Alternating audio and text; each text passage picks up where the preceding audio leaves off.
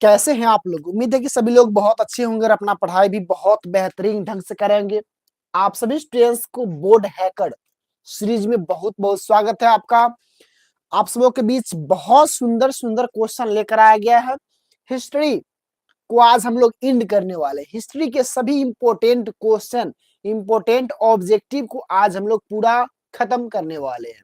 तो सभी स्टूडेंट्स हमारे साथ बने रहेंगे। आपके बीच 100% यह क्वेश्चन टकराएंगे।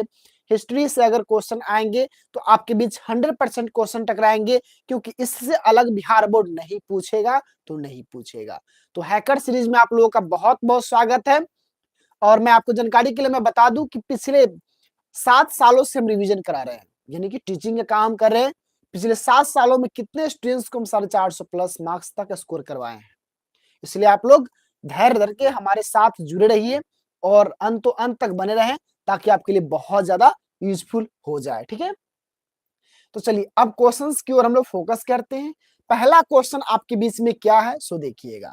क्वेश्चन नंबर पहला आपके बीच में क्या लाया गया है सो एक बार देखिएगा, ध्यान दीजिएगा सभी लोग, ठीक है ना।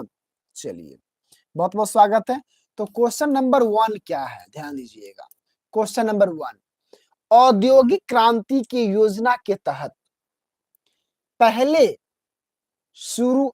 या शुरू में कौन से उद्योग शामिल थे? औद्योगिक क्रांति योजना के तहत पहले या शुरू में, पहले कहिए तब या शुरू कहिए तब, बात सेम ही है। पहले या शुरू में कौन सा उद्योग शामिल थे? कोयला, कपास और लोहा, तांबा, मशीनें और ऊनी वस्त्र, या प्लास्टिक, लोहा और मोटर वाहन, या विमान, कोयला। क्या होगा इसका राइट आंसर? क्या होगा इसका राइट आंसर? सभी लोग कमेंट करेंगे फटाफट। तो इसका जो राइट आंसर होने वाला है ना, वह हो जाएगा ऑप्शन नंबर आपका डी हो जाएगा। क्या हो जाएगा? विमान, कोयला। यहाँ पे गलती से सभी ऑप्शन में ए है, ठीक है ना। गलती से यहाँ सभी ऑप्शन में ए है, ठीक है। लेकिन जो इसका राइट आंसर हो जाएगा वो हो जाएगा ऑप्शन नंबर डी हो जाएगा। क्या हो जाएगा? तो ऑप्शन नंबर डी हो जाएगा इसका राइट आंसर, ठीक है। ऑप्शन नंबर डी हो जाएगा, विमान, कोयला, ठीक है। अगला क्वेश्चन आपके बीच है क्वेश्चन नंबर 2। क्वेश्चन नंबर 2 है इंग्लैंड में मुद्रण कला को पहुंचाने वाला कौन था? इंग्लैंड में मुद्रण कला को पहुंचाने वाला कौन था, इसके बारे में बताना है आपको। क्या होगा इसका राइट आंसर? कैक्सटन, या स्मिथ, या एडिसन, या हैमिल्टन। क्या होगा इस क्वेश्चन का राइट आंसर? इंग्लैंड में एक गलती है, ए होगा, ए होगा। चलिए, अगर ए होगा तो हम आपको बाद में बता देंगे, ठीक है ना। लेकिन मेरे ख्याल से डी होगा, ठीक है। चलिए, अगर ए होगा तो हम आपको कंफर्म बाद में कर देंगे, ठीक है ना। अंत में आपको हम कंफर्म कर देंगे। फिलहाल दूसरे क्वेश्चंस की ओर बढ़िए। इंग्लैंड में ध्यान दीजिएगा। Oh sorry for that, sorry sorry बाबू, सॉरी। यहाँ जो है ना हम लोग सेशन गलत स्टार्ट कर दिए। 1 सेकेंड, आप लोग बने रहिएगा। क्वेश्चंस जहां से लेना था, 1 मिनट, सभी लोग बने रहेंगे हमारे साथ। सॉरी सॉरी बाबू, आपको शुरू से कराना था ना, हम आपको अंत से स्टार्ट कर दिए हैं, ठीक है। चलिए, वो ठीक था, आपका ठीक था बाबू, ठीक है। पहला क्वेश्चन आपके बीच ए है। पहले इटली के एकीकरण से स्टार्ट करना था ना। चलिए, सॉरी बाबू, सॉरी, ठीक है। चलिए, पहला क्वेश्चन आपके बीच है, वह इटली और जर्मनी के एकीकरण के विरुद्ध निम्न में से कौन था? इंग्लैंड, रूस, प्रसा, या ऑस्ट्रिया। क्या होगा इसका राइट आंसर? इटली और जर्मनी के एकीकरण के विरुद्ध निम्न में से कौन था? तो बिल्कुल इसका राइट आंसर हो जाएगा ऑस्ट्रिया था। ऑप्शन नंबर डी इसका बिल्कुल राइट आंसर हो जाएगा, ऑप्शन नंबर डी। इटली और जर्मनी के एकीकरण के विरुद्ध निम्न में से कौन था? तो ऑस्ट्रिया था। ऑप्शन नंबर डी इसका राइट आंसर हो जाएगा। चलिए, अगला क्वेश्चन आपके बीच है, वह है क्वेश्चन नंबर 2। क्या है सो देखिएगा ध्यान से। क्वेश्चन नंबर 2 है, इटली वर्तमान में कौन से महाद्वीप में आता है? इटली जो है ना वर्तमान में कौन से महाद्वीप में आते हैं? इटली जो है ना वर्तमान में किस महादेश में आता है, किस महाद्वीप में आता है? क्या उत्तरी अमेरिका होगा, दक्षिणी अमेरिका होगा, यूरोप होगा, या पश्चिम एशिया होगा? इटली वर्तमान में किस महादेश के अंतर्गत आते हैं, इसके बारे में बताना है। तो बिल्कुल इसका राइट आंसर हो जाएगा, यूरोप महादेश के अंतर्गत आते हैं। किसके अंतर्गत आते हैं? तो यूरोप महादेश के अंतर्गत आते हैं। क्वेश्चन नंबर 3 क्या कह रहा है सुनिएगा। फ्रांस में किस शासन वंश का पुनर्स्थापना वियना कांग्रेस के द्वारा की गई थी? फ्रांस में किस शासन वंश की पुनर्स्थापना वियना कांग्रेस के द्वारा की गई थी, इसके बारे में बताना है। जारशाही, हैप्सबर्ग, आर्लियाबर्ग या बुर्बो वंश। क्या होगा इस क्वेश्चन का राइट आंसर? चलिए, शुभ नाम आपका क्या है बुआ? आपका शुभ नाम शिवम है मेरे ख्याल से। आपका शुभ नाम क्या है बुआ? शिवम है मेरे ख्याल से। ऐसे आपका शुभ नाम क्या है, एक बार कमेंट कर दीजिए सभी लोग। एक बार अपने अपने नाम को जो है ना कमेंट कर दीजिए, और सभी लोग कमेंट कीजिए, फटाफट सभी लोग कमेंट कीजिए। क्या होगा इस क्वेश्चन का राइट आंसर? क्या होगा इस क्वेश्चन का राइट आंसर? कमेंट कीजिए बाबू। बिल्कुल बिल्कुल शिवम आपका है। चलिए, बहुत बहुत धन्यवाद।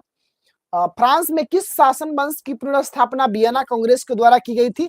तो बिल्कुल जो इसका राइट आंसर हो जाएगा वो बुर्बो वंश हो जाएगा। ऑप्शन नंबर डी इसका बिल्कुल राइट आंसर हो जाएगा, बुर्बो वंश। ठीक है ना? चलिए, बहुत अच्छा, वेल डन, याद है हमें। ठीक है, चलिए अगला क्वेश्चन आपके बीच है, क्वेश्चन नंबर 4। क्वेश्चन नंबर 4 क्या है? जर्मनी वर्तमान में कौन से महाद्वीप के अंतर्गत आते हैं? जर्मनी जो है ना वर्तमान में किस महाद्वीप के अंतर्गत आते हैं? एशिया, यूरोप, ऑस्ट्रेलिया या उत्तरी अमेरिका? क्या होगा इस क्वेश्चन का राइट आंसर? जर्मनी वर्तमान में किस महाद्वीप के अंतर्गत आते हैं, इसके बारे में आपको बताना है। क्या होगा इस क्वेश्चन का राइट आंसर? बिल्कुल बिल्कुल। चलिए, जर्मनी वर्तमान में किस महाद्वीप के अंतर्गत आते हैं, इसके बारे में बताना है। क्वेश्चन नंबर 4 है। क्वेश्चन नंबर 4 का क्या होगा सही जवाब?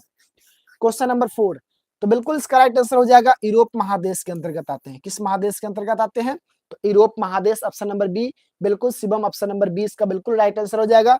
ठीक है, चलिए अगला क्वेश्चन आपके बीच है, क्वेश्चन नंबर 5। क्वेश्चन नंबर 5 क्या कह रहा है कि जालवेरिन कैसी संस्था थी? जालवेरिन जो थी ना वह कैसी संस्था थी, किस प्रकार की संस्था थी? क्रांतिकारियों की थी या अबे यार क्या हो गया भैया? चलिए चलिए, क्रांतिकारियों की थी या व्यापारियों की थी या विद्वानों की थी या पादरी एवं सामंतों की थी? क्या होगा इस क्वेश्चन का राइट आंसर? जालवेरिन कैसी संस्था थी? जालबेरिन जो थी वह कैसी संस्था थी, इसके बारे में बताना है। प्रश्न नंबर 5, जालबेरिन कैसी संस्था थी, इसके बारे में बताइए बाबू। तो बिल्कुल बिल्कुल आप सही बता रहे हैं, बिल्कुल आप सही बता रहे हैं, व्यापारियों की संस्था थी। यह जो थी ना वह व्यापारियों की संस्था थी। किसकी संस्था थी? तो व्यापारियों की संस्था थी। अगला प्रश्न आपके बीच है, और प्रश्न नंबर 6 वह है, काउंट काबूर को विक्टर एमोनियल ने किस पद पर नियुक्त किया था? काउंट काबूर को जो है ना विक्टर एमोनियल ने किस पद पर नियुक्त किया था, इसके बारे में आपको बताना है। किस पद पर नियुक्त किया था? सेनापति या फ्रांस में राजदूत या प्रधानमंत्री या गृह मंत्री? क्या होगा इस क्वेश्चन का right answer? B is the right answer. चलिए अगला बताइए बाबू, सभी स्टूडेंट फटाफट कमेंट कीजिए, काउंट काबूर को विक्टर एमोनियल ने किस पद पर नियुक्त किया था? बिल्कुल बिल्कुल जो इसका राइट आंसर हो जाएगा वो प्रधानमंत्री के पद पर हो जाएगा। कौन सा पद पर नियुक्त किए थे? तो प्रधानमंत्री के पद पर नियुक्त किए थे। अगला क्वेश्चन है, क्वेश्चन नंबर 7 है। क्वेश्चन नंबर 7 है, और मेजनी का संबंध किस संगठन से है? मेजनी का संबंध जो है ना वह किस संगठन से है? लाल सेना से है या कार्बोनरी से है या फिलिक हेटरिया से है या डायट से है? क्या होगा? मेजनी का संबंध किस संगठन से था? मेजनी का संबंध वह किस संगठन से था, इसके बारे में बताना है। 7 का क्या होगा सही जवाब? क्या होगा 7 नंबर क्वेश्चन का राइट आंसर? तो बिल्कुल इसका राइट आंसर हो जाएगा कार्बोनरी। बिल्कुल इसका राइट आंसर हो जाएगा कार्बोनरी। ठीक है, 8वां नंबर क्वेश्चन है, फ्रांस और प्रसा के बीच, फ्रांस और प्रसा के बीच, फ्रांस और प्रसा के बीच सन 1870 में युद्ध कहां पे हुआ था, इसके बारे में बताना है। फ्रांस और प्रसा के बीच जो युद्ध हुआ था 1870 ईस्वी में, वह कहां पे हुआ था? सेडान में हुआ था, सेडोवा में हुआ था, फ्रैंकफर्ट में हुआ था या साइडान में हुआ था? क्या होगा सही जवाब? फ्रांस और प्रसा के बीच सन 1870 ईस्वी में युद्ध कहां पे हुआ था? 8वां नंबर क्वेश्चन। तो बिल्कुल जो इसका राइट आंसर हो जाएगा वह हो जाएगा सेडान में हुआ था। कहां पे हुआ था? ऑप्शन नंबर ए, सेडान में हुआ था। कहां हुआ था बुआ? तो सेडान में हुआ था। ऑप्शन नंबर ए इसका क्या हो जाएगा? राइट आंसर हो जाएगा। ऑप्शन नंबर ए होगा, 8वां का ऑप्शन नंबर ए होगा चेला। ठीक है, हाँ बिल्कुल 8 का ए होगा शिवम। ठीक है, अगला क्वेश्चन आपके बीच है 9 नंबर, इंड्रियानुपोल की संधि कब हुई थी? इंड्रियानुपोल की संधि कब हुई थी? 1829 में, 1828 में या 1830 में, 1831 में? इंड्रियानुपोल की संधि कब हुई थी? 9 नंबर क्वेश्चन के बारे में बताना है। क्या होगा 9 का राइट आंसर? तो बिल्कुल इसका राइट आंसर बिल्कुल आप सही बता रहे हैं, ऑप्शन नंबर ए 1829 में हुआ था। इंड्रियानुपोल की संधि जो है ना वो 1829 ईस्वी में हुआ था। कब हुआ था? तो 1829 ईस्वी में हुआ था। बिल्कुल जिसका राइट आंसर हो जाएगा वो ऑप्शन नंबर ए हो जाएगा, ठीक है ना।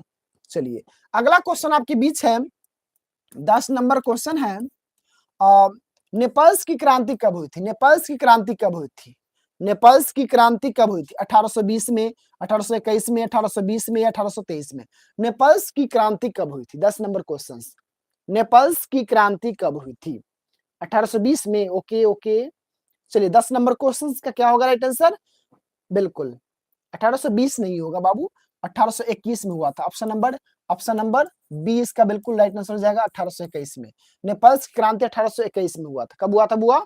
नेपल्स की जो क्रांति हुई थी ना, 10 नंबर क्वेश्चंस का जो राइट आंसर हो जाएगा, नेपल्स की क्रांति 1821 में हुई थी बाबू, ठीक है। 1821 में हुई थी शिवम जी। 11 नंबर क्वेश्चंस, 11 नंबर क्वेश्चंस कह रहा है सिडॉन का युद्ध किनके बीच हुआ था? सिडॉन का जो युद्ध हुआ था वह किनके बीच हुआ था, इसके बारे में बताना है। ऑस्ट्रेलिया ऑस्ट्रेलिया और प्रसा के बीच हुआ था, या ब्रिटेन और प्रसा के बीच हुआ था, प्रसा और रूस के बीच हुआ था, या फ्रांस और प्रसा के बीच हुआ था? सिडॉन का जो युद्ध हुआ था ना वो किनके बीच में हुआ था, इसके बारे में बताना है। सिडॉन का युद्ध किनके बीच में हुआ था, इसके बारे में बताना है। 11 नंबर क्वेश्चन के बारे में। तो बिल्कुल बिल्कुल फ्रांस और प्रसा के बीच हुआ था। किसके बीच हुआ था? फ्रांस और प्रसा के बीच हुआ था। सिडॉन का जो युद्ध हुआ था वो फ्रांस और प्रसा के बीच हुआ था। 12 नंबर क्वेश्चन है, ऐतिहासिक द्वंद्ववाद की व्यवस्था किसके द्वारा किया गया था? ऐतिहासिक द्वंद्ववाद की व्याख्या किसके द्वारा किया गया था? हिगेल के द्वारा, या अंटर्ड के द्वारा, या हम्बोल्ट के द्वारा, या जैकब ग्रीन के द्वारा? किसके द्वारा किया गया था? ऐतिहासिक द्वंद्ववाद की व्याख्या किसके द्वारा किया गया था, इसके बारे में बताना है। 12 नंबर क्वेश्चन। तो बिल्कुल जो इसका राइट आंसर हो जाएगा वह हिगेल हो जाएगा। क्या हो जाएगा? हिगेल के द्वारा किया गया था, ठीक है। अगला क्वेश्चन आपके बीच है, 13 नंबर क्वेश्चन है, फ्रैंकफर्ट की संधि कब हुई थी? बहुत इंपॉर्टेंट क्वेश्चन है, वेरी वेरी इंपॉर्टेंट क्वेश्चन है बुआ, मोस्ट इंपॉर्टेंट क्वेश्चन है। फ्रैंकफर्ट की संधि कब हुई थी? 1864, 1866, 1870 या 1871? फ्रैंकफर्ट की संधि कब हुई थी? 13 नंबर क्वेश्चन, फ्रैंकफर्ट की संधि कब हुई थी? तो इसका जो राइट आंसर हो जाएगा 13 का बताइए बाबू, 13 नंबर क्वेश्चन का राइट आंसर बताइए। सभी लोग कमेंट कीजिए बाबू, 13 नंबर क्वेश्चन का राइट आंसर। फ्रैंकफर्ट की संधि कब हुई थी? बिल्कुल बिल्कुल बिल्कुल जो इसका राइट आंसर हो जाएगा वो हो जाएगा 1871 में। फ्रैंकफर्ट की जो संधि हुई थी वो 1871 ईस्वी में हुई थी। कब हुई थी? 1871 में। अगला क्वेश्चन आपके बीच है 14 नंबर, जर्मन राइन राज्य का निर्माण किसने किया था? जर्मन राइन राज्य का निर्माण किसने किया था? बिल्कुल बिल्कुल डे, बिल्कुल बिल्कुल आपने सही बताया बाबू। हाँ, जर्मन राइन राज्य का निर्माण किसने किया था? लुई 18वां, या नेपोलियन बोनापार्ट, या नेपोलियन तृतीय, या बिस्मार्क? क्या होगा? जर्मन राइन राज्य का निर्माण किसने किया था? 14 नंबर क्वेश्चन। 14 का क्या होगा सही जवाब? जर्मन राइन राज्य का निर्माण किसने किया था? बिल्कुल बिल्कुल शिवम जी, बिल्कुल आपने सही बताया। ऑप्शन नंबर 20 का बिल्कुल हो जाएगा नेपोलियन बोनापार्ट। जर्मन राइन राज्य का निर्माण किसने किया था? तो नेपोलियन बोनापार्ट ने किया था। किसने किया था? नेपोलियन बोनापार्ट ने किया था, ठीक है ना। अगला क्वेश्चन आपके बीच है 15 नंबर, 15 नंबर क्वेश्चन है, फ्रांस में वियना कांग्रेस द्वारा किस शासन वंश की पुनः स्थापना की गई थी? फ्रांस में वियना कांग्रेस के द्वारा किस शासन वंश की पुनः स्थापना किया गया था? इसके बारे में आपको बताना है। जार शाही हो गया, आर्लिया वंश हो जाएगा, या हैप्सबर्ग हो जाएंगे, या बुर्बो वंश हो जाएंगे? क्या होगा इस क्वेश्चन का राइट आंसर? बिल्कुल बिल्कुल बिल्कुल इसका राइट आंसर हो जाएगा बुर्बो वंश, ठीक है ना। ऑप्शन नंबर डी इसका बिल्कुल राइट आंसर हो जाएगा। ऑप्शन नंबर डी इसका बिल्कुल राइट आंसर हो जाएगा। अगला क्वेश्चन आपके बीच है, किस युद्ध के बाद जर्मनी का एकीकरण पूरा हुआ था? 16 नंबर क्वेश्चन है, किस युद्ध के बाद जर्मनी का एकीकरण जो है ना वो पूरा हुआ था? क्रीमिया का युद्ध हो जाएगा, या सिडोवा का युद्ध हो जाएगा, या सिडोन का हो जाएगा, या प्रसा डेनमार्क का युद्ध हो जाएगा? क्या होगा इस क्वेश्चन का राइट आंसर? क्या होगा इस क्वेश्चन का राइट आंसर? एक बार अपने अपने दोस्तों को भी आप लोग शेयर कर दीजिए ना। और किस युद्ध के बाद जर्मनी का एकीकरण जो है ना वो पूरा हुआ था? 16 नंबर क्वेश्चन। तो बिल्कुल इसका राइट आंसर हो जाएगा ऑप्शन नंबर सी, बिल्कुल सिडॉन का युद्ध। आपने सही बिल्कुल बताया शिवम, सिडॉन का युद्ध हो जाएगा बिल्कुल ऑप्शन नंबर सी हो जाएगा। शिवम बिल्कुल आपने सही बताया, ऑप्शन नंबर सी इसका बिल्कुल राइट आंसर हो जाएंगे। अगला क्वेश्चन आपके बीच है और 17 नंबर क्वेश्चन है, यंग यूरोप का संस्थापक कौन था? यंग यूरोप का संस्थापक कौन था, इसके बारे में बताना है। गैरीबाल्टी थे या मेजनी थे या विक्टर एमोनियल थे या मुसोलिनी थे? यंग यूरोप का संस्थापक कौन था? यंग यूरोप का संस्थापक कौन था, इसके बारे में बताना 17 नंबर क्वेश्चन के बारे में। तो यंग यूरोप के जो संस्थापक थे वो मेजनी थे। कौन थे? मेजनी थे। ऑप्शन नंबर 20 का क्या हो जाएगा? राइट आंसर हो जाएगा। यंग यूरोप के संस्थापक जो थे ना वो मेजनी थे। कौन थे? मेजनी थे। अगला क्वेश्चन है 19 नंबर, सॉरी 18 नंबर होगा ना। 18 नंबर क्वेश्चन है, यूरोप का मरीज किसे कहा जाता है? यूरोप का मरीज किसे कहा जाता है? तुर्की को, इटली को, इंग्लैंड को या फ्रांस को? यूरोप का मरीज किसे कहा जाता है? 18 नंबर क्वेश्चन। तो यूरोप का मरीज किसे कहा जाता है बुआ? सभी लोग कमेंट कीजिए फटाफट। तो यूरोप का जो मरीज है ना वो तुर्की को कहा जाता है। किसे बोला जाता है? तुर्की को यूरोप का मरीज कहा जाता है। अगला क्वेश्चन 19 नंबर है, वियना कांग्रेस कब हुआ था? वियना कांग्रेस कब हुआ था? 1815 में, 1818 में या 1820 में या 1848 में? वियना कांग्रेस कब हुआ था? वियना कांग्रेस कब हुआ था? 19 नंबर क्वेश्चन। तो वियना कांग्रेस बिल्कुल बिल्कुल शिवम ए बता रहे हैं, तन्नू ए बता रहे हैं, बिल्कुल बिल्कुल आपने सही बताया। 1815 में हुआ था। कब हुआ था? 1815 में हुआ था। कब हुआ था? 1815 में हुआ था। 1815 में वियना कांग्रेस कब हुआ था? 1815 में हुआ था।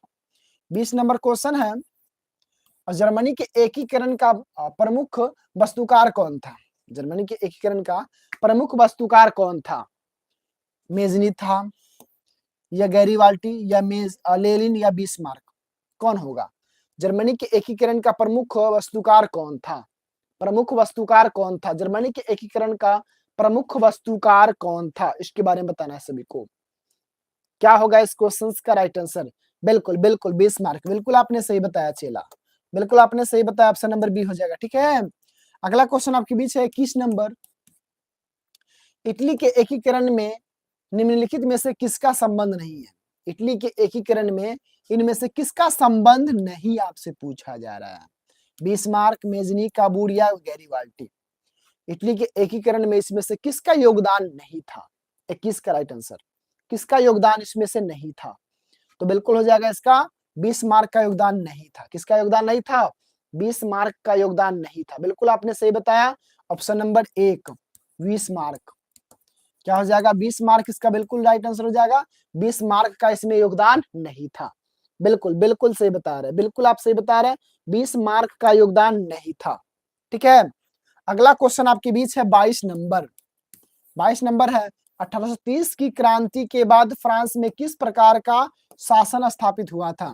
1830 की क्रांति के बाद फ्रांस में किस प्रकार का शासन स्थापित हुआ था?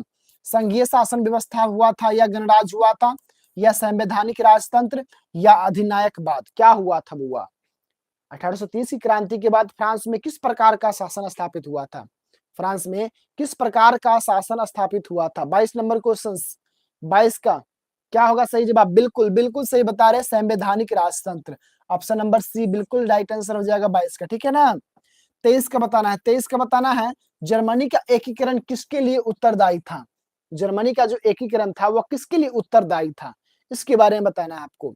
23 नंबर क्वेश्चन के बारे में बताना है। 23 का क्या होगा राइट आंसर? 23 का बताइए सभी लोग, फटाफट कमेंट कीजिए। 23 नंबर क्वेश्चन नंबर लिखकर जवाब दीजिएगा। 23 नंबर, जर्मनी के एकीकरण के लिए कौन उत्तरदायी था? तो बिल्कुल इसका राइट आंसर हो जाएगा बिस्मार्क। कौन था? बिस्मार्क था। ऑप्शन नंबर 20 का बिल्कुल राइट आंसर हो जाएगा। 24 नंबर क्वेश्चन है, 1871 में कौन सी संधि हुई थी? 1871 में कौन सी संधि हुई थी, इसके बारे में बताना है। तो 1871 में कौन सी संधि हुई थी? तो फ्रैंकफर्ट की संधि हुई थी। 1871 में कौन सी संधि हुई थी? तो फ्रैंकफर्ट की संधि हुई थी। ठीक है ना, चलिए अगला क्वेश्चन आपके बीच है, 25 नंबर क्वेश्चन आपके बीच है, वह गैरीबाल्टी पेशे से क्या था? गैरीबाल्टी जो थे ना वह पेशे से क्या थे, इसके बारे में बताना है। गैरीबाल्टी पेशे से क्या थे? तो गैरीबाल्टी पेशे से क्या थे? एक नाविक थे। क्या थे बुआ? नाविक थे। गैरीबाल्टी पेशे से क्या थे? तो एक नाविक थे। बिल्कुल सही, बिल्कुल सही जवाब, बिल्कुल सही जवाब, बिल्कुल।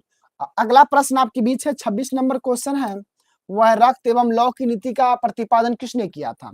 तो रक्त और लौ की नीति का प्रतिपादन किसने किया था, इसके बारे में बताना है। तो रक्त और लौ का नीति का अवलंबन जो है ना वो बिस्मार्क ने किया था। किसने किया था? बिस्मार्क किया था। ऑप्शन नंबर सी क्या हो जाएगा इसका राइट आंसर हो जाएगा। 27 नंबर क्वेश्चन है, किस देश का साहित्य एवं ज्ञान विज्ञान यूरोप वासियों के लिए प्रेरणा स्रोत रहा है? जर्मनी, यूनान या इंग्लैंड या तुर्की? किस देश का साहित्य एवं ज्ञान विज्ञान यूरोप वासियों के लिए प्रेरणा स्रोत रहा है, इसके बारे में बताना है। क्या होगा? ओ थोड़ा टाइम दीजिए। चलिए बताइए बताइए फटाफट, किस देश का विज्ञान एवं साहित्य एवं ज्ञान विज्ञान यूरोप वासियों के लिए प्रेरणा स्रोत रहा, इसके बारे में बताना है आपको 27 नंबर क्वेश्चन के बारे में। तो बिल्कुल 27 का बी हो जाएगा यूनान। यूनान बिल्कुल इसका राइट आंसर हो जाएगा। यूनान इसका बिल्कुल क्या हो जाएगा तो राइट आंसर हो जाएगा। अगला क्वेश्चन 28 नंबर है, चार्टिस्ट किस देश में हुआ था? चार्टिस्ट आंदोलन जो है ना वह किस देश में हुआ था? फ्रांस, ऑस्ट्रिया, हंगरी या इंग्लैंड? क्या होगा सही जवाब? चार्टिस्ट किस देश में हुआ था इसके बारे में बताना है। 28 नंबर क्वेश्चन के बारे में बताना है। तो चार्टिस्ट जो है ना वह कहाँ पे हुआ था? तो इंग्लैंड में हुआ था। ऑप्शन नंबर डी इसका क्या हो जाएगा राइट आंसर हो जाएगा। चार्टिस्ट किस देश में हुआ था? तो बिल्कुल बिल्कुल शिवम जी बिल्कुल सही बता रहे हैं, इंग्लैंड में हुआ था। कहाँ हुआ था? चार्टिस्ट इंग्लैंड में हुआ था। 29 नंबर क्वेश्चन है आपके बीच, यूनान को स्वतंत्रता राष्ट्र कब घोषित किया गया था? यूनान को स्वतंत्र राष्ट्र कब घोषित किया गया था इसके बारे में बताना है। 1836 में, 1832 में, 1842 में या 1830 में? यूनान को स्वतंत्र राष्ट्र कब घोषित किया गया था? 29 का क्या होगा चेला बाबू? क्या होगा सही जवाब 29 का? 29 का बताइए बाबू फटाफट फटाफट। क्या हो जाएगा? यूनान को स्वतंत्र राष्ट्र कब घोषित किया गया था? तो बिल्कुल इसका राइट आंसर हो जाएगा 1832 में। बिल्कुल आपने सही बताया 1832 में। अगला क्वेश्चन आपके बीच है 30 नंबर क्वेश्चन है, इंडियानुपोल की संधि किन दो देशों के मध्य हुआ था? किन दो देशों के बीच हुआ था इसके बारे में बताना है। यूनान पोलैंड या हंगरी पॉइंट तुर्की हंगरी या तुर्की रूस? क्या होगा सही जवाब? इंडियानुपोल की संधि किन दो देशों के मध्य हुआ था? किन दो देशों के बीच हुआ था इसके बारे में बताना है। 30 नंबर क्वेश्चन। तो बिल्कुल इसका राइट आंसर हो जाएगा यूनान और पोलैंड के बीच हुआ था। बिल्कुल ठीक है। अरे यार सॉरी बाबू सॉरी। आप लोग थोड़ा देर बने रहेंगे ठीक है, आप लोग बने रहेंगे ठीक है।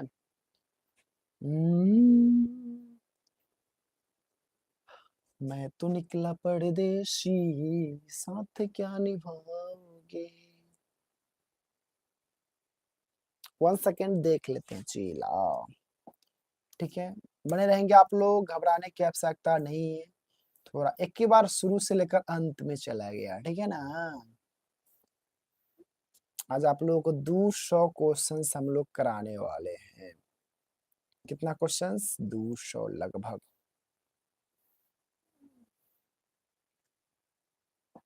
चलिए क्या कहना था आपका? 30 का गलती है सर, 30 का गलती है क्या मैंने बताया है? इंडियानुपोल की संधि किन दो देशों के मध्य हुआ था? इंडियानुपोल की संधि किन दो देशों के मध्य हुआ था? यूनान और पोलैंड, हंगरी और पॉइंट तुर्की और हंगरी, तुर्की और रूस? क्या होगा इसका राइट आंसर? यूनान और पोलैंड सही तो है चेला, सही तो है बाबू। क्या कहना है आप कहिए? डी होगा, तुर्की और रूस के बीच हुआ। इंडियानुपोल की संधि किन दो देशों के बीच हुआ था? मध्य हुआ था तुर्की रूस।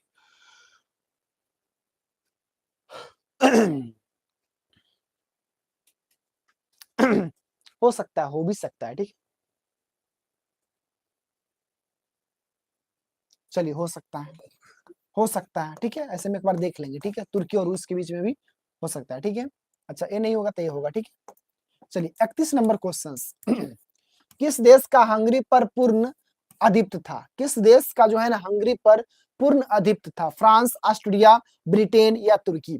किस देश का हंगरी पर पूर्ण आधिपत्य था? क्या होगा इस क्वेश्चन का राइट आंसर? 31 नंबर क्वेश्चन, 31 का क्या होगा राइट आंसर? 31 का बताइए फटाफट कमेंट कीजिए। किन देश का Prince, good evening good evening, किस देश का हंगरी पर पूर्ण आधिपत्य था? 31 नंबर क्वेश्चन। अबे यार ये वो तो परेशानी में परेशानी कर रहा। चलिए 31 नंबर क्वेश्चन के बारे में बताइए, किस देश का हंगरी पर पूर्ण आधिपत्य था?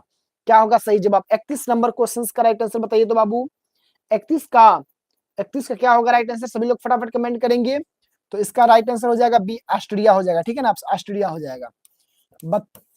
32 का, पोलैंड के विद्रोह को किसने कुचल दिया था?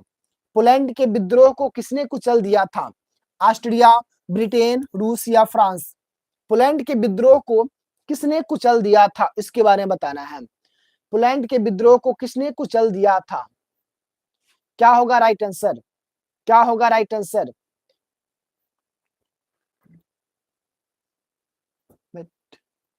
ससुरा कहेंगे।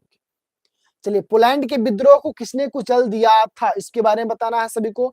फटाफट बताएंगे, फटाफट कमेंट करेंगे। पोलैंड के विद्रोह को किसने कुचल दिया था? तो बिल्कुल इसका हो जाएगा रूस ने। किसने? रूस ने। रूस इसका बिल्कुल क्या हो जाएगा? तो सही जवाब हो जाएगा। अगला क्वेश्चन आपके बीच है, 33 नंबर क्वेश्चन है, बोल्शेविक क्रांति कब हुई थी? सभी लोग बताएंगे फटाफट कि बोल्शेविक क्रांति कब हुई थी।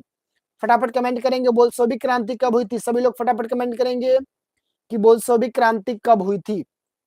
तो नवंबर 1917 को हुई थी। ऑप्शन नंबर ए क्या हो जाएगा? इसका राइट आंसर हो जाएगा ऑप्शन नंबर ए हो जाएगा, नवंबर 1917 को। नवंबर 1917 को बोल्शेविक क्रांति कब हुई थी? नवंबर 1917 को हुई थी। बिल्कुल इसका राइट आंसर हो जाएगा ऑप्शन नंबर ए।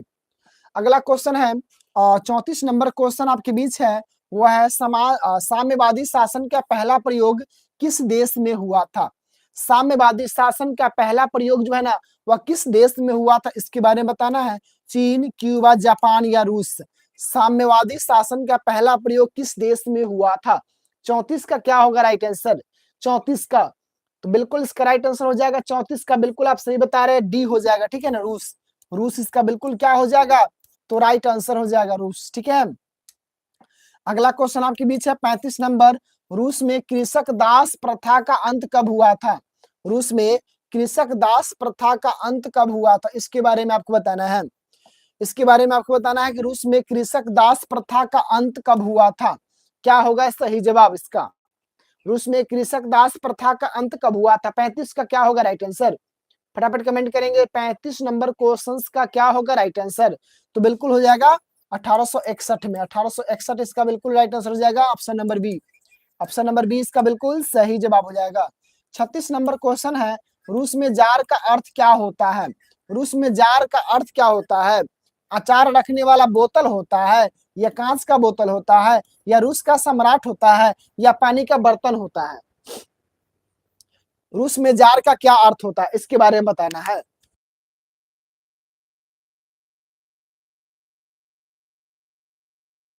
बिल्कुल बिल्कुल बिल्कुल इसका राइट आंसर हो जाएगा, रूस का सम्राट होता है। क्या होता है? रूस का सम्राट होता है। 36 का ऑप्शन नंबर सी बिल्कुल सही जवाब हो जाएगा।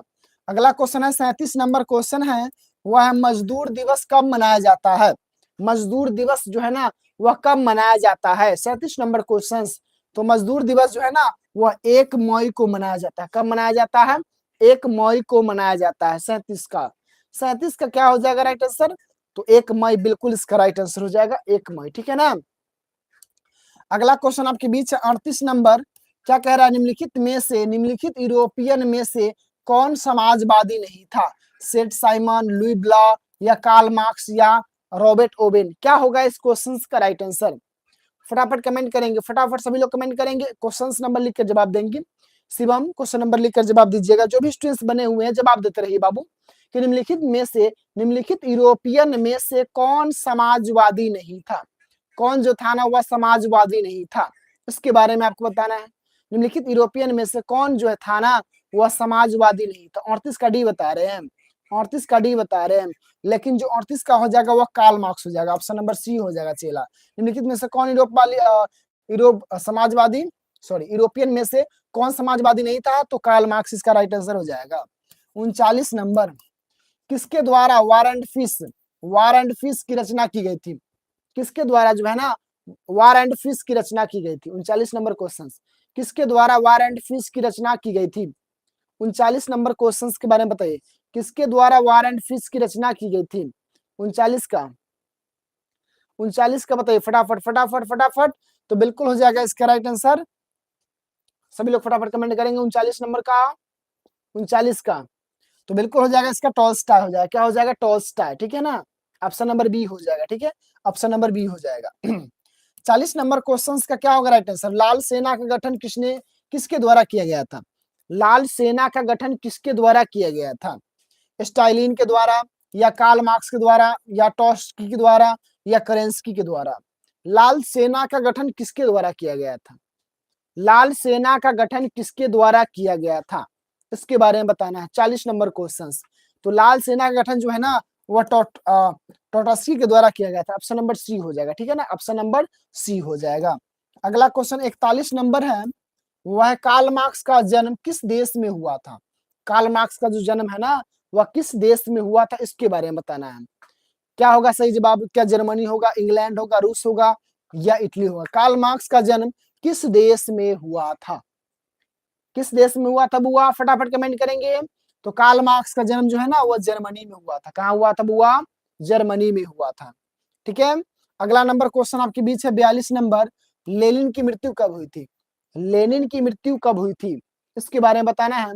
42 नंबर क्वेश्चन, लेनिन की मृत्यु कब हुई थी? 1921 में, 1923 में, 1922 में, या 1924 में? लेनिन की मृत्यु कब हुई थी? लेनिन की मृत्यु कब हुई थी, इसके बारे में आपको बताना है। क्या होगा सही जवाब? तो बिल्कुल जो इसका राइट आंसर हो जाएगा, लेनिन की मृत्यु 1924 में हुई थी। कब हुई थी? 1924 में हुई थी, बिल्कुल शिवम। अगला क्वेश्चन आपके बीच है 43 नंबर, साम्यवादी घोषणा पत्र के लेखक कौन थे? साम्यवादी घोषणा पत्र के लेखक कौन थे?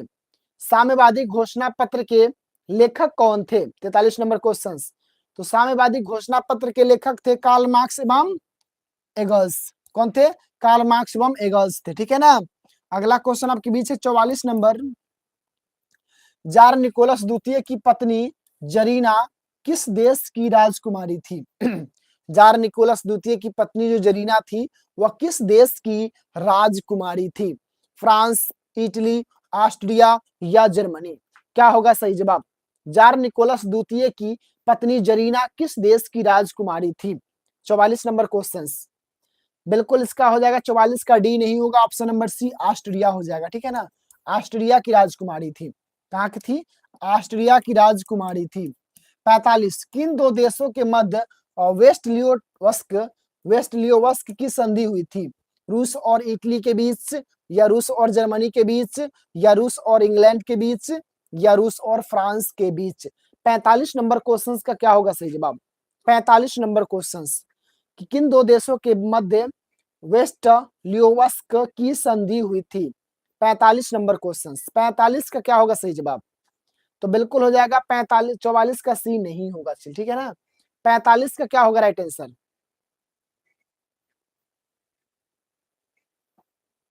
हाँ 44 का सी ही है, 44 का सी ही है, ठीक है ना। 44 का हमने भी तो सी लगाया है चेला, हमने भी तो सी लगाया है। हम क्या लगाए हैं? 44 का हम भी तो सी लगाए हैं, हम भी तो सी लगाए हैं बाबू।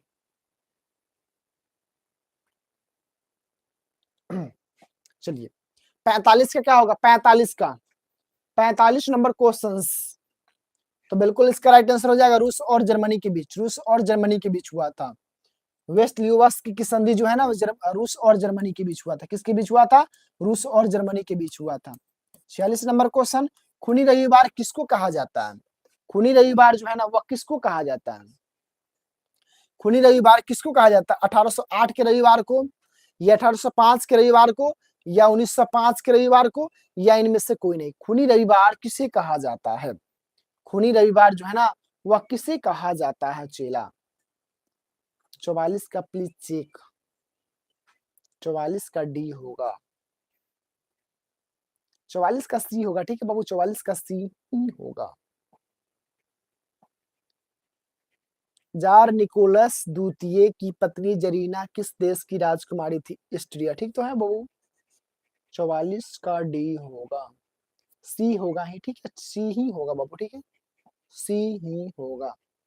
चलिए खूनी रविवार किसको कहा जाता है? खूनी रविवार जो है ना वो किसको कहा जाता है? 44 का, 44 का बताइए बाबू, सॉरी 46 का, 46 का, 46 का क्या होगा? तो बिल्कुल हो जाएगा खूनी रविवार किसे कहा जाता है? तो 1905 के रविवार को कहा जाता है। किसे कहा जाता है? तो 1905 के रविवार को कहा जाता है।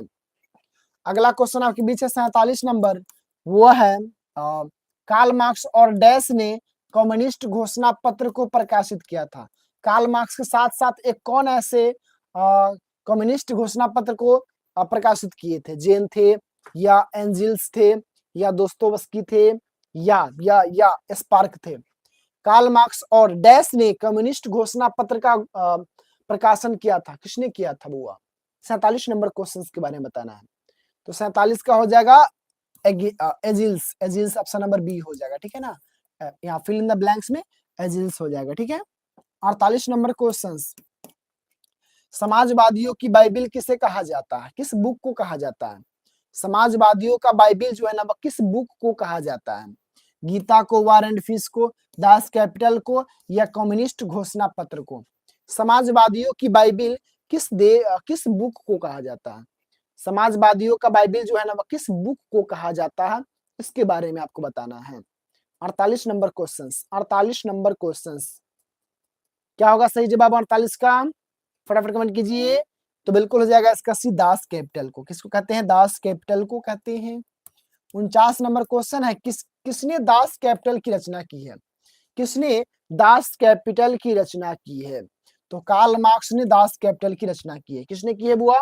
कार्ल मार्क्स ने दास कैपिटल की रचना की है। ऑप्शन नंबर क्या हो जाएंगे? ऑप्शन नंबर ए हो जाएंगे। अगला क्वेश्चन आपके बीच है और 50 नंबर क्वेश्चन आपके बीच है, वह नई आर्थिक नीति कब लागू हुई थी?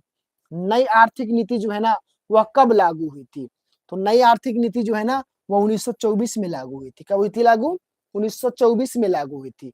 नई आर्थिक नीति जो है ना, सॉरी सॉरी बाबू, सॉरी सॉरी सॉरी, नई आर्थिक नीति जो है ना वो 1921 में लागू हुई थी। कब लागू हुई थी? 1921 में, ठीक है बाबू। 1921 होगा, ठीक है ना, 1921 होगा, सॉरी फॉर दैट, 1921 होगा। नई आर्थिक नीति 1921 में लागू हुई थी। 51 नंबर क्वेश्चन आपके बीच है, रासपुटीन कौन था? रासपुटीन जो थे वह कौन थे, इसके बारे में बताना है। वैज्ञानिक थे, दार्शनिक थे, समाज सुधारक थे या भ्रष्ट पादरी थे? रासपुटीन कौन थे बुआ, इसके बारे में बताना है। रासपुटीन कौन थे, इसके बारे में बताना सभी को। रासपुटीन कौन थे? वैज्ञानिक थे, दार्शनिक थे, समाज सुधारक थे या भ्रष्ट पादरी थे? रासपुटीन कौन थे, इसके बारे में बताना है। रासपुटीन कौन थे? 51 नंबर क्वेश्चन, 51 नंबर क्वेश्चन, तो बिल्कुल भ्रष्ट पादरी थे। कौन थे बुआ? भ्रष्ट पादरी थे। 52 नंबर क्वेश्चन है आपके बीच में, रूस का पहला समाजवादी कौन था? रूस का पहला समाजवादी कौन था, इसके बारे में बताना है। रूस का पहला समाजवादी कौन था? 52 नंबर क्वेश्चन, 52 नंबर क्वेश्चन, रूस का पहला समाजवादी कौन था? तो बिल्कुल इसका राइट आंसर हो जाएगा प्लेखनोवा थे। कौन थे? प्लेखनोवा थे। 53 नंबर क्वेश्चन आपके बीच है, वह रूस के सम्राट को क्या कहा जाता है? रूस के सम्राट को क्या कहा जाता है? तो ये तो सबको पता होगा कि रूस के सम्राट को जार कहा जाता है। क्या कहा जाता है? जार कहा जाता है। वहां के लोग भी ज्यादातर जार, निकोलस जार, फलना चिलना, ये सब जार रखता था, ठीक है ना। बिल्कुल बिल्कुल, रूस के सम्राट को क्या कहा जाता है? जार कहा जाता है। अगला क्वेश्चन आपके बीच है 54 नंबर, वह क्या है? समाजवाद के संस्थापक कौन थे? समाजवाद के संस्थापक कौन थे? समाजवाद के संस्थापक कौन थे? 54 नंबर क्वेश्चन। तो समाजवाद के संस्थापक जो थे ना वह कौन थे बुआ? तो कार्ल मार्क्स थे। कौन थे? समाजवाद के संस्थापक कौन थे बुआ? तो कार्ल मार्क्स थे। कौन थे? कार्ल मार्क्स थे, ठीक है। चलिए अगले क्वेश्चन की ओर बढ़ते हैं। 55 नंबर क्वेश्चन की ओर बढ़ते हैं। दास कैपिटल का प्रकाशन किस वर्ष हुआ था? दास कैपिटल का प्रकाशन जो है ना वह किस वर्ष हुआ था, इसके बारे में बताना है। 55 नंबर क्वेश्चन के बारे में बताना है। 55 नंबर क्वेश्चन के बारे में आपको बताना है। क्या होगा सही जवाब? दास कैपिटल का प्रकाशन किस वर्ष हुआ था? 55 नंबर क्वेश्चन। तो दास कैपिटल का प्रकाशन जो है ना वह 1867 में हुआ था। कब हुआ था? 1867 ईस्वी में हुआ था। अगला क्वेश्चन आपके बीच है 56 नंबर, वह है रूस के बोल्शेविक क्रांति का नेतृत्व किसके द्वारा किया गया था? रूस के बोल्शेविक क्रांति का नेतृत्व किसके द्वारा किया गया था, इसके बारे में बताना है। 56 नंबर क्वेश्चन, 56 का बताइए बाबू। सभी लोग कमेंट कीजिए फास्ट में कि रूस के बोल्शेविक क्रांति का नेतृत्व किसके द्वारा किया गया था? रूस के बोल्शेविक क्रांति का नेतृत्व किसके द्वारा किया गया था? लेनिन होगा या जेडोंग्स होंगे या स्टालिन होंगे या कार्ल मार्क्स होंगे? 56 का क्या होगा सही जवाब? शिवम 56 का बताइए, शिवम 56 का बताओ बाबू क्या होगा 56 का? बिल्कुल बिल्कुल इसका हो जाएगा ए लेनिन, बिल्कुल आपने सही बताया लेनिन हो जाएगा। ठीक है, अगला क्वेश्चन आपके बीच है 57 नंबर, वह अंतरराष्ट्रीय महिला दिवस कब मनाया जाता है? अंतरराष्ट्रीय महिला दिवस कब मनाया जाता है? 8 मार्च को, 12 मार्च को या 5 मार्च को या 22 मार्च को? अंतरराष्ट्रीय महिला दिवस कब मनाया जाता है? 57 का अंतरराष्ट्रीय महिला दिवस कब मनाया जाता है? तो अंतरराष्ट्रीय महिला दिवस कब मनाया जाता है बाबू? क्या होगा 57 का? क्या होगा 57 का? क्या होगा बुआ? क्या होगा सही जवाब 57 का? तो बिल्कुल इसका भी हो जाएगा ऑप्शन नंबर ए हो जाएगा 8 मार्च को। अंतरराष्ट्रीय महिला दिवस कब मनाया जाता है? तो 8 मार्च को मनाया जाता है। बिल्कुल बिल्कुल आपने सही बताया 8 मार्च को मनाया जाता है। अगला क्वेश्चन आपके बीच है 58 नंबर, वह समाजवाद शब्द का प्रथम प्रयोग कब हुआ था? समाजवाद शब्द का जो प्रथम प्रयोग हुआ था वह कब हुआ था? इसके बारे में बताना है। 12 फरवरी 1830 को या 13 फरवरी 1830 को या 13 फरवरी 1820 को या 23 फरवरी 1830 को? क्या होगा? समाजवाद शब्द का प्रथम प्रयोग कब हुआ था? समाजवाद शब्द का प्रथम प्रयोग कब हुआ था इसके बारे में आपको बताना है। 58 का भी बता रहे हैं, 58 का भी बता रहे हैं, बिल्कुल सही बता रहे हैं, बिल्कुल सही होगा। सही जवाब है option number B. Option number B हो जाएगा 13 फरवरी 1830 को, 13 फरवरी 1830 को। समाजवादी घोषणा पत्र कब प्रकाशित हुआ था? समाजवादी घोषणा पत्र जो है ना वह कब प्रकाशित हुआ था इसके बारे में बताना है। 59 नंबर क्वेश्चन के बारे में बताना है। समाजवादी घोषणा पत्र कब प्रकाशित हुआ था? समाजवादी घोषणा पत्र कब प्रकाशित हुआ था? 59 का क्या होगा राइट आंसर? तो बिल्कुल 59 का हो जाएगा क्या 1764 होगा, 1784 होगा, 1864 होगा या 1880 होगा? बिल्कुल बिल्कुल बिल्कुल 1864 हो जाएंगे। ठीक है ना, 1864 इसका बिल्कुल सही जवाब हो जाएगा 1864। अगला क्वेश्चन है 60 नंबर, हिंद चीन पहुंचने वाले प्रथम वैज्ञानिक व्यापारी कौन थे? हिंद चीन पहुंचने वाले प्रथम व्यापारी कौन थे? पुर्तगाली थे या इंग्लैंड वासी थे या फ्रांसीसी थे या डच थे? हिंद चीन पहुंचने वाले प्रथम व्यापारी कौन थे? हिंद चीन पहुंचने वाले जो प्रथम व्यापारी थे ना वह कौन थे इसके बारे में बताना फटाफट। क्या होगा सही जवाब? 60 नंबर क्वेश्चन का राइट आंसर, 60 नंबर क्वेश्चन का राइट आंसर फटाफट कमेंट करेंगे सभी लोग। तो बिल्कुल इसका राइट आंसर हो जाएगा पुर्तगाली थे। कौन थे? पुर्तगाली थे। 61 का अंकोर वाट का मंदिर कहाँ पे स्थित है? लाओस में है, कंबोडिया में है, थाईलैंड में है या वियतनाम में है? क्या होगा सही जवाब? अंकोर वाट का मंदिर कहाँ स्थित है बुआ? शिवम फटाफट कमेंट कीजिए, अंकोर वाट का मंदिर कहाँ पे स्थित है? अंकोर वाट का मंदिर कहाँ स्थित है? फटाफट कमेंट कीजिए। बिल्कुल बिल्कुल सही जवाब बता रहे हैं, बिल्कुल कंबोडिया में। कहाँ पे है? कंबोडिया में है। 62 नंबर क्वेश्चन है, वह हिंद चीन क्षेत्र में कौन कौन देश आते हैं? हिंद चीन के क्षेत्र में कौन कौन देश आते हैं? कंबोडिया, वियतनाम या लाओस? चीन, वियतनाम, लाओस या हिंद चीन, वियतनाम या कंबोडिया, वियतनाम, चीन, थाईलैंड? हिंद चीन क्षेत्र में कौन कौन देश आते हैं? हिंद चीन क्षेत्र में कौन कौन देश आते हैं इसके बारे में बताना है। तो बिल्कुल इसका राइट आंसर हो जाएगा कंबोडिया, वियतनाम और लाओस। कंबोडिया, वियतनाम और लाओस। 63 नंबर क्वेश्चन है, वियतनाम में टोकन फ्री स्कूल की स्थापना कब हुई थी? वियतनाम में टोकन फ्री स्कूल की स्थापना कब हुई थी? 1911 में, 1907 में या 1908 में या 1910 में? 63 का 63 का क्या होगा? 63 का बुआ क्या होगा राइट आंसर? फटाफट कमेंट कीजिए फटाफट। इसका हो जाएगा 1907 हो जाएगा बाबू। ठीक है, 1907 हो जाएगा। वियतनाम में टोकन फ्री स्कूल की स्थापना 1907 में हुई थी। 64 नंबर क्वेश्चन है, नरोत्तम सिंहानुक कहाँ के शासक थे? नरोत्तम जो सिंहानुक थे वह कहाँ के शासक थे इसके बारे में बताना है। नरोत्तम सिंहानुक जो थे वह कहाँ के शासक थे? 64 नंबर क्वेश्चन के बारे में बताना है। 64 का 64 क्या हो जाएगा? तो ऑप्शन नंबर डी हो जाएगा कंबोडिया। क्या हो जाएगा बुआ? कंबोडिया हो जाएगा, कंबोडिया होगा। ठीक है ना, नरोत्तम सिंहानू कहाँ के शासक थे? तो कंबोडिया के शासक थे, ठीक है। अगला क्वेश्चन आपके बीच है 65 नंबर क्वेश्चन है, वह है the history of the loss of Vietnam किसके द्वारा लिखा गया? The history of the loss of Vietnam किसके द्वारा लिखा गया? हो ची मिन के द्वारा लिखा गया, या कुआंग के द्वारा, या फान बो चाउ के द्वारा, या त्रिथु के द्वारा लिखा गया है? किसके द्वारा लिखा गया है the history of the loss of Vietnam? किसके द्वारा लिखा गया? 65 नंबर क्वेश्चन। 65 का क्या होगा? तो बिल्कुल इसका हो जाएगा फान बो चाउ के द्वारा। ऑप्शन नंबर सी क्या हो जाएगा? राइट आंसर हो जाएगा। 66 नंबर क्वेश्चन है, क्या है, स्कॉलर्स विद्रोह कब हुआ था? स्कॉलर्स विद्रोह कब हुआ था? 1864, 1868 में, 1864 में, या 1872 में, या 1866 में? क्या होगा सही जवाब? स्कॉलर्स विद्रोह कब हुआ था? स्कॉलर्स विद्रोह जो थे ना, वह कब हुआ था? तो स्कॉलर्स विद्रोह जो हुआ था वो 1868 ईस्वी में हुआ था। कब हुआ था? 1868 ईस्वी में हुआ था। 68 नंबर क्वेश्चन है, सॉरी 67 नंबर क्वेश्चन है, जापान ने हिंद चीन पर कब अपना अधिकार जमा लिया था? जापान ने हिंद चीन पर कब अपना अधिकार जमा लिया था, इसके बारे में बताना है। जापान ने हिंद चीन पर कब अपना अधिकार जो है ना वह जमा लिया था, इसके बारे में बताना है। 67 नंबर क्वेश्चन के बारे में बताना है। तो बिल्कुल इसका राइट आंसर हो जाएगा 1940 में। 1940 में क्या हो जाएंगे? 1940 इसका बिल्कुल राइट आंसर हो जाएगा। 68 नंबर क्वेश्चन आपके बीच है, दू तान हुई दुई तान हुई क्रांतिकारी संगठन के नेता कौन थे? दुई तान हुई क्रांतिकारी संगठन के नेता कौन थे? हो ची मिन थे, या फान बोचाओ थे, या क्वांग दे थे, या शुवन फुमा थे? क्या होगा इस क्वेश्चन का राइट आंसर?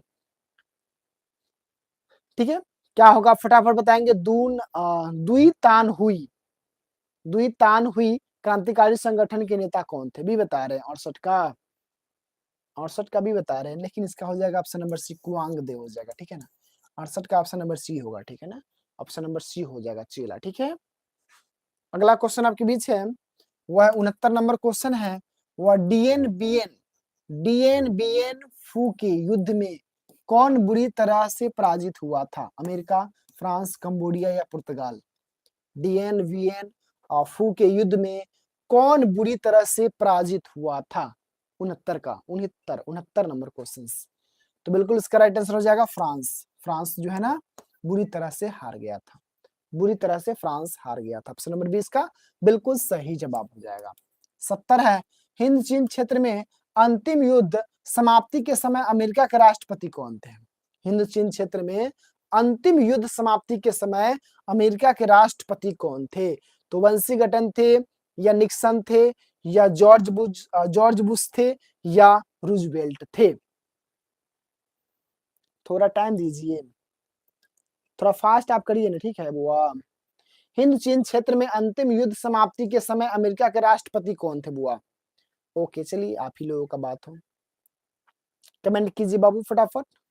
हिंद चीन क्षेत्र में अंतिम युद्ध समाप्ति के समय अमेरिका के राष्ट्रपति कौन थे? 70।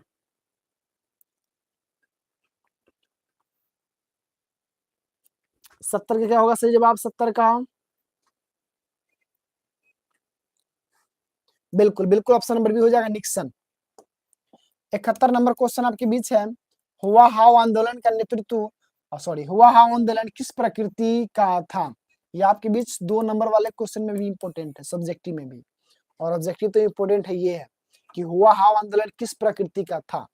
यह क्रांतिकारी प्रकृति का था, या धार्मिक था, या समाजवादी समर्थक का था, या क्रांतिकारी धार्मिक? क्या होगा सही जवाब? हुआ हाव आंदोलन किस प्रकृति का था? हुआ हाव आंदोलन जो था ना वह किस प्रकृति का था, इसके बारे में बताना है। 71 नंबर, हुआ हाव आंदोलन किस प्रकृति का था? 71 का सही जवाब कमेंट करेंगे फटाफट फटाफट।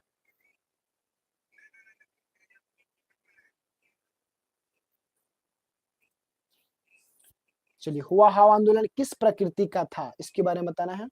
71 नंबर,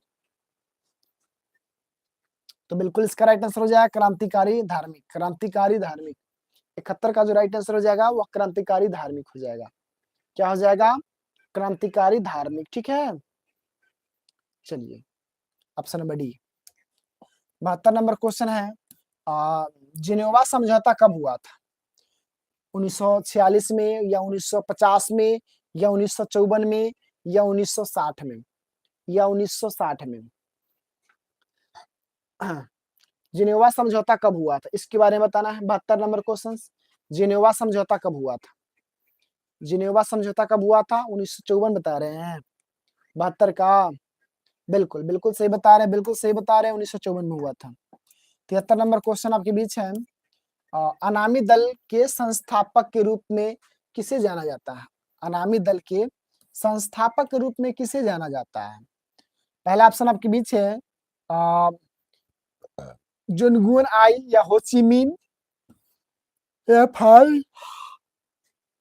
फान चू चिन या फान बो चाउ कह सकते हैं आप उसको, फान चू चिन या बाओदाई। क्या होगा सही राइट आंसर? अनामी दल के संस्थापक के रूप में किसे जानते हैं? अनामी दल के संस्थापक के रूप में किसे जानते हैं? इसका हो जाएगा ऑप्शन नंबर ए हो जाएगा, ठीक है ना, ऑप्शन नंबर ए हो जाएगा, जुनगियोन आई, ठीक है ना, ऑप्शन नंबर ए हो जाएगा, ठीक है। 73 नंबर क्वेश्चन का ऑप्शन नंबर ए हो जाएगा, ठीक है ना बुआ। चलिए अगला क्वेश्चन आपके बीच है, 74 नंबर क्वेश्चन है, अंकोर वाट के मंदिर का निर्माण किस शासक के द्वारा करवाया गया था? अंकोर वाट के मंदिर का निर्माण जो है ना, किस शासक के द्वारा करवाया गया था? सूर्यवर्मन द्वितीय या नरोदोम सिहानाक या कुआंगदेव या इनमें से कोई नहीं? 74 नंबर क्वेश्चन, 74 का राइट आंसर क्या होने वाला है?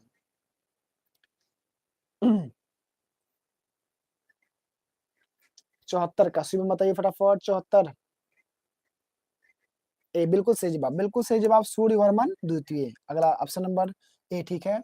अगला आपके बीच है 75 नंबर, नरोत्तम सिहानुक कहाँ के शासक थे? नरोत्तम सिहानुक जो थे वह कहाँ के शासक थे? ठीक है, नरोत्तम सिहानुक जो है ना वह कहाँ के शासक थे? फटाफट कमेंट करेंगे फटाफट। नरोत्तम सिहानुक कहाँ के शासक थे?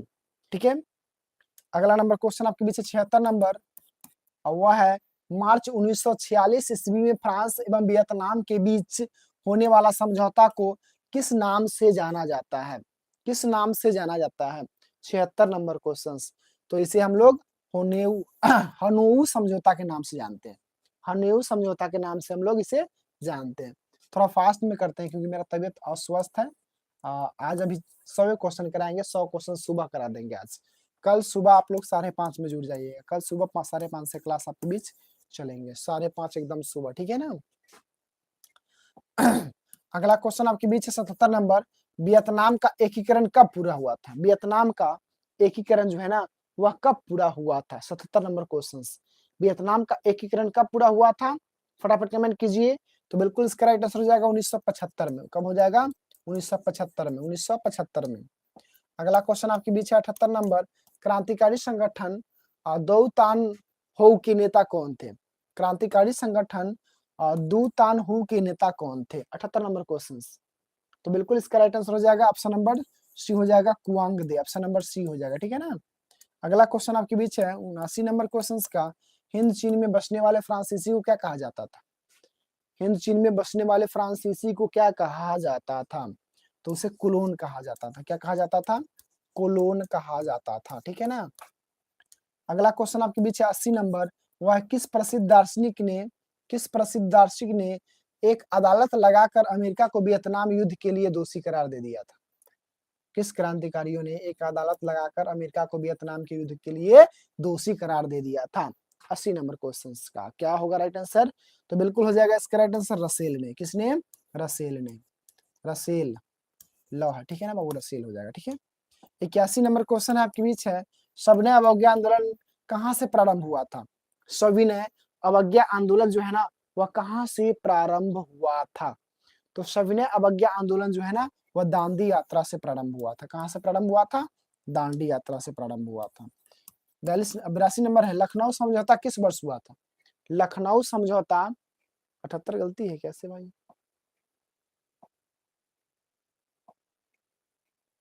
वन सेकेंड मैं देख लेता हूँ।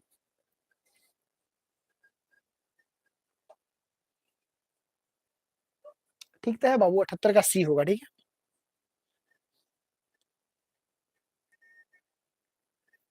78 का सी ठीक है बाबू, ठीक है।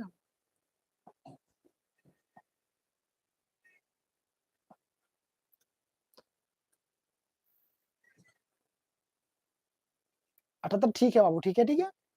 चलिए, लखनऊ समझौता किस वर्ष हुआ था? लखनऊ समझौता जो है ना वह किस वर्ष हुआ था?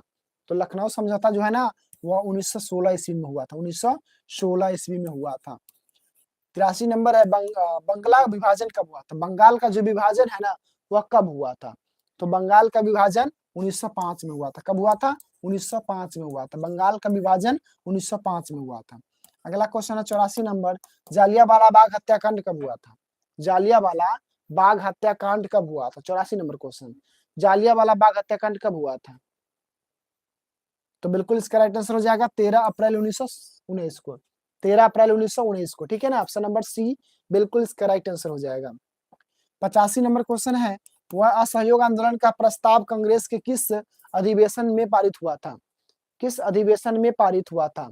असहयोग आंदोलन का प्रस्ताव कांग्रेस के किस अधिवेशन में पारित हुआ था? 85 नंबर क्वेश्चन, 85 नंबर क्वेश्चन के बारे में बताना है क्या होगा सही जवाब। 85 नंबर क्वेश्चन क्या होगा राइट आंसर इसका?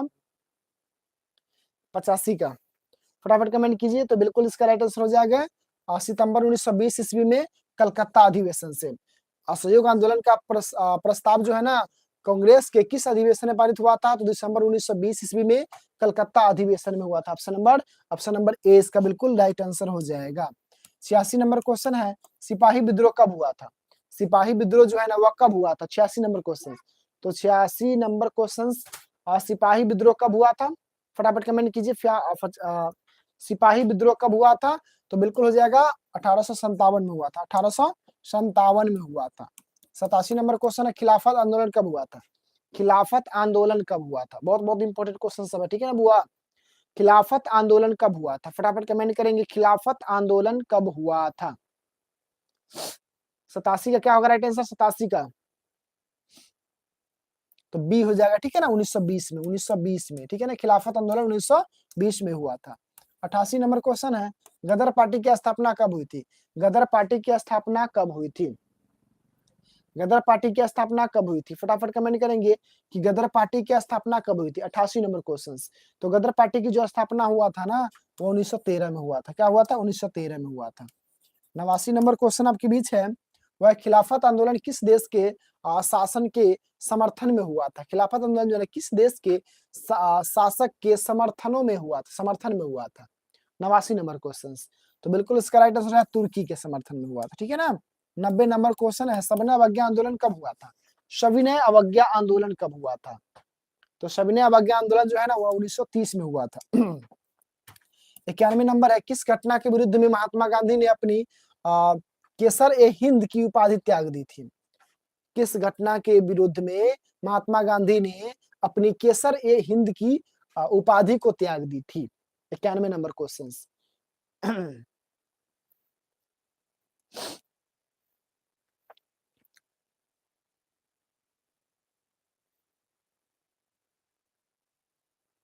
91 का सी होगा, ठीक है बहु। 87 का सी नहीं होगा, 87 का सी नहीं होगा, बी होगा, ठीक है ना। चलिए, 91 का बी होगा, ठीक है। 91 का बी होगा, जलियांवाला बाग हत्याकांड, ठीक है। 92, 92 का होगा, गांधी जी ने साबरमती आश्रम की स्थापना किस वर्ष किया था? गांधी जी ने साबरमती आश्रम की स्थापना किस वर्ष किया था? तो बिल्कुल हो जाएगा 1915 में, 1915 में, 1915 में, ठीक है ना। गांधी जी ने साबरमती आश्रम की स्थापना किस कब किए थे? तो 1915 में किए थे।